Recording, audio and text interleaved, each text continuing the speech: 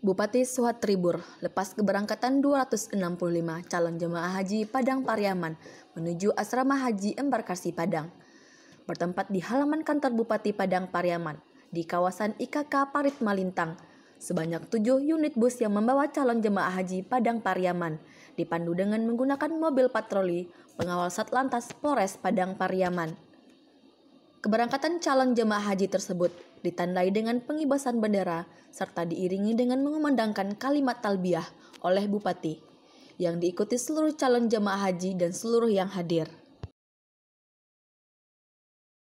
Bismillahirrahmanirrahim.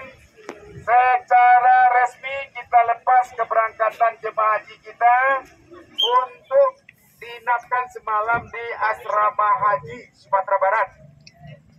Allahu Akbar.